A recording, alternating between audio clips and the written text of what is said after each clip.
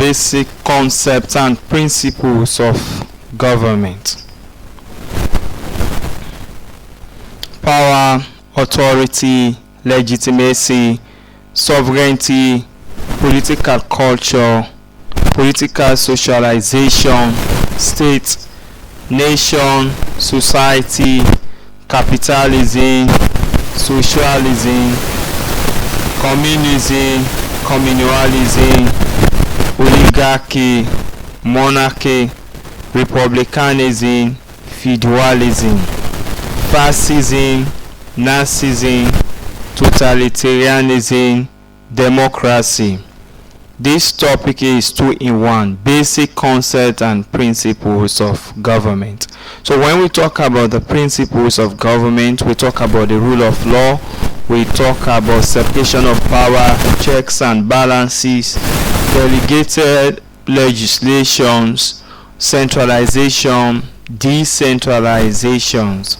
So for the basic concept of government, power, authority, legitimacy, sovereignty, political culture, political socialization, state, nation, society, capitalism, socialism, communism, communalism, oligarchy, monarchy, republicanism, feudalism, fascism, Nazism, totalitarianism, democracy.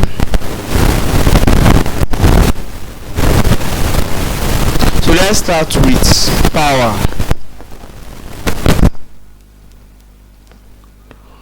Under power, we want to examine the definition of power according to government.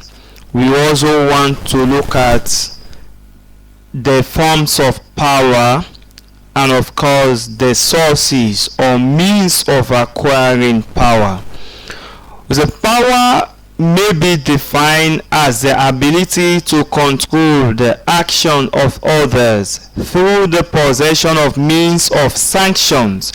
By exercising powers, others may be forced to change their actions against their will and to compel obedience on their part. Sanction, which may be physical, social or political, is an instrument of power which is used to influence the action of others. Sanction is applied when there is non-compliance. So when we talk about power, if you possess the ability to control the actions or behavior of other people against their own wish or will, is what we refer to as power. That means you possess an instrument of power.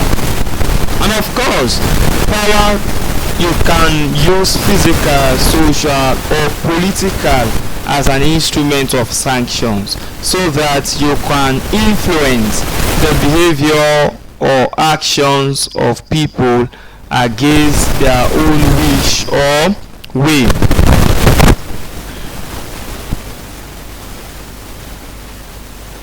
So let's look at the forms of powers. There are 4 forms of powers, and these include political power. This type of power resides in the 3 arms of government derived from the Constitution. It is exercised by a government in controlling the affairs of the state. You also have physical power. This involves the use of physical force to compel obedience, and it may cause injuries, pains, or even death. Economic power is another form of power. These involve the use of economic resources in controlling the action of others. Those who control economic resources sometimes influence government policies and decisions. So therefore, people who are in possession of wealth also have a form of power we call economic power, because they also have the ability to control the actions or behavior of other people against their own wish or will. Another form of power is military power. This type of power is exercised to forcefully change a government and defend the territory of a state against external attack. Of course, when we see the military come to power through the barrel of the gun, the forms of power they have is what we call military power. So we want to look at the sources or means of acquiring power. One is the Constitution. In democratic state, the Constitution determines the method of acquiring power through elections that are held periodically. So one means of getting power, acquiring power, is the Constitution. Another source of power is inheritance. This is seen in traditional societies.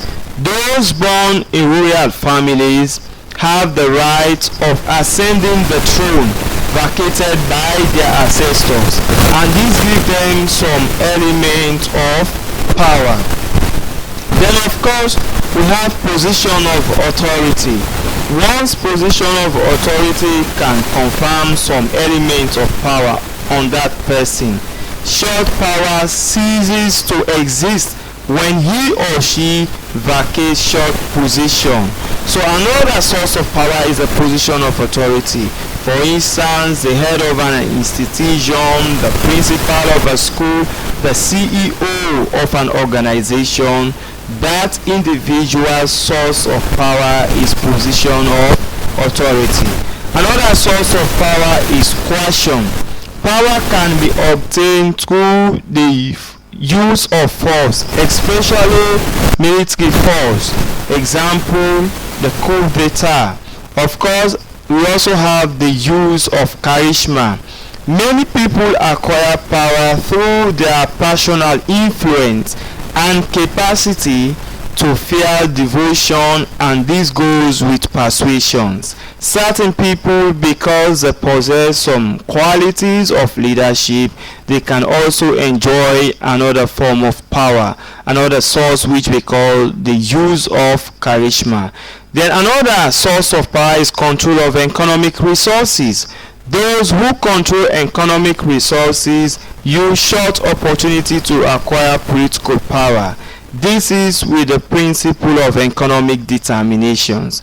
Remember, we said one form of power is economic power. So also those who are in control of economic resources, these people also have another source of power because they have the possibility of influencing the policies and decisions of government in their favor, or sometimes even against the state. We've seen powerful countries like the United States of America, when normally they use their economic power to control smaller countries of weak economy. So these are the sources of powers. So let's look at the means of exercising power. Political power is a power transferred to a leader from the people through voting in an election. It is administered in accordance with the provision of the Constitution. The Constitution contains rules and regulations referring how people in a state, how power in a state are shared and exercised. Therefore, political power must be exercised in line with the provision of the Constitution of a given state. So that is also another means of exercising power, because the Constitution is very clear on it. It stipulates how power should be exercised and shared within the state. So having looked at means of exercising power, let's also look at what we call authority. We said authority may be defined as a power or right to give orders and enforce obedience. Authority therefore gives one the right to command others to obey as duty. So the power of authority is derived from one's office and the role the persons play in a given society.